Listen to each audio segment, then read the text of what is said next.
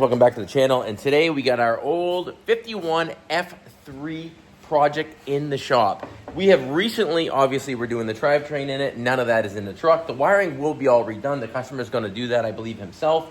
So we just kind of toss that old nasty wiring aside for now.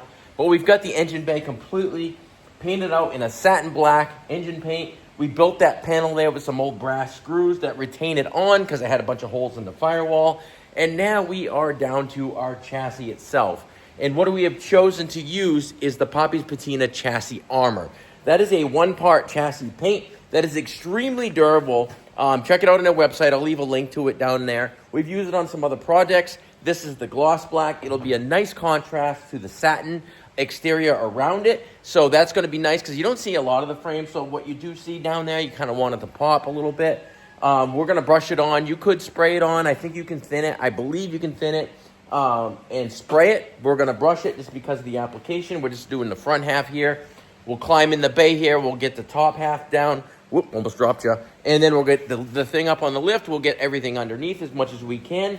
And at the end of the day, we'll have a nice looking frame before we go ahead and put our engine back in for the final time. So come along. Let's get this chassis armor on.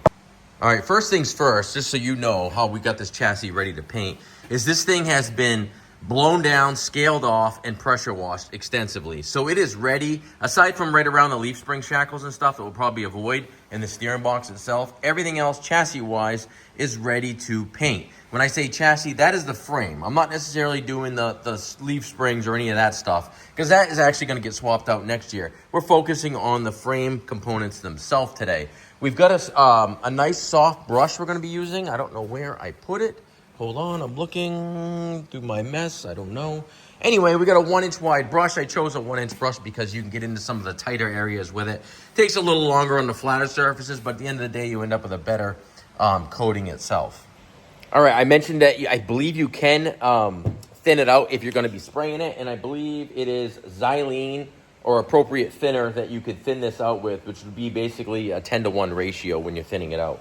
Again, we're brushing it on. You don't want to brush directly out of the container. That's why they put a top. They keep you from doing that because you'll shorten the life of this stuff. Because it does last as long as you keep the container shut and sealed up. We're going to pour it into we got, I think, a 1-quart mixing cup. Probably just, I don't know, 8 ounces in there. Climb on in our engine bay so we can try to avoid getting it all over us and start brushing it on. I'm going to start with the top surfaces here, where I won't be able to get to when this thing is up in the air. So just very much the top surfaces. Then we'll go ahead and get it up in the air and get everything else that we can get. Now, I'm only focusing on the front half of this frame because that's where the engine transmission are going, and it'd be very difficult to get it after. For our friends over at Front Yard Flowers, and they go ahead and use this truck for their business, their flower business. So this was actually out on the road last weekend for a show. So it got some dust on it. Like I said, it's part of their flower display. So I'm going to go ahead and take our detail blowgun here and just quickly, lightly blow down in case there's any road debris or anything that got tossed up on this thing, the frame, before we jump in there and start painting.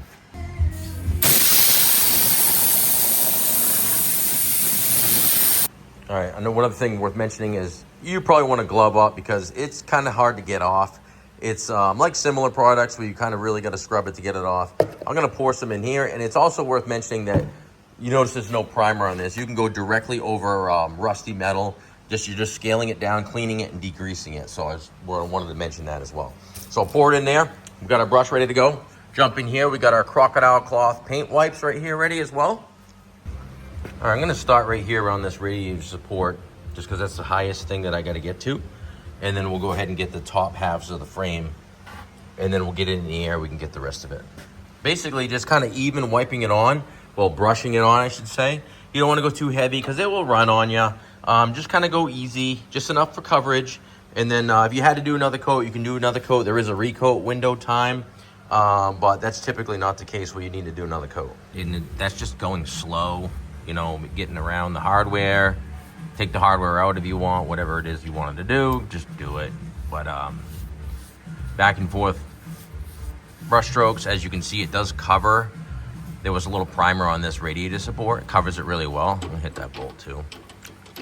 We'll probably end up taking the hardware out and spray painting it or replacing it anyway, but for now we'll just coat it.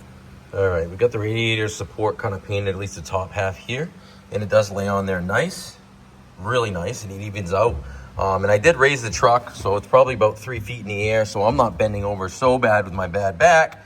So we can go ahead and get the top half and just some of these areas here, and then we'll continue on going up so we can get in here and everywhere else on both sides. And as we go down, that's kind of how it's going to go. Okay, so we're kind of working our way around here, the chassis. It takes a while, so take your time. And the slower you go, the smoother, the better the brush technique, the better finish you're going to have. Try not to get it on yourself. You will get some dripping. It flows, but it's not as watery as some other products. So think of it as like kind of like oil-based paint, but not really. I'd say it's a little thinner than that. So I'm gonna keep doing my thing here in the engine bay and check back with you. All right, we're an hour or so into it now. Got the front, I don't know, third maybe top done. Takes a while, but take your time and you'll be happy with the results. Sorry, I was moving pretty fast there. All right, I had some people asking too, off and on, like this 32 ounce, I believe is a core. Yeah, core of the chassis armor. How far does it go? And they say 90 square feet is what it covers. But remember this when you're coating a frame, and we've done quite a bit so far with very little product, is like a frame is like a seat channel, whatever you've got tops, bottoms, sides, voids, places. It uses more than you would think, and it takes longer than you would think. I've worked my way into a little bit of a hole. So I'm gonna go ahead and hop out of the engine bay, lift the truck up, get it up chest level so I can start working inside the seat channel and some of those other boys. And we just continue on up. Won't take you through the entire thing, but just kind of give you an idea of what's involved to go ahead and paint part of a chassis on a vehicle that's, well, partially assembled. All right, now we're working around components like the steering box, trying to get inside the frame as best we can. Again, it's not fully blown apart, but you're trying to do the best you can with what you got. And working our way up. And then as we get this area done, we'll go up even higher and get the underside, the outside of the frame, because I did go ahead and pull the wheels off as well. All right, as you can see, we're working our way around the outside of the frame now. We did the inner channels. As you can see now, we're gonna have to go up some more and work the bottom sections. All right, now I'll be the first to admit that I'm not a super neat painter, so I'm dripping. And that's not necessarily much coming off the chassis at all.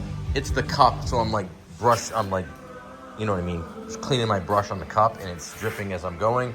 Now, if I had an epoxy floor, I'd be a little more concerned. So keep that in mind if you're doing this in your home garage, you wanna put paper down or anything else. This is a commercial place.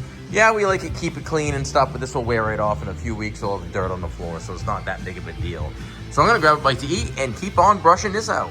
All right, we have got the underneath, inside, outside. There's a lot of areas to get to on this frame, the main frame that we have now been completely coated in a Patina Chassis Armor. When I lower it to the ground, we'll get where the pads are, but we wrapped everything right around on that main frame so we can stay focused, gets us clear of the transmission. So down the road, if he wants to paint it, he can. He won't have to worry about the engine bay or anything like that around the engine with the nice clean engine in there. So that's that.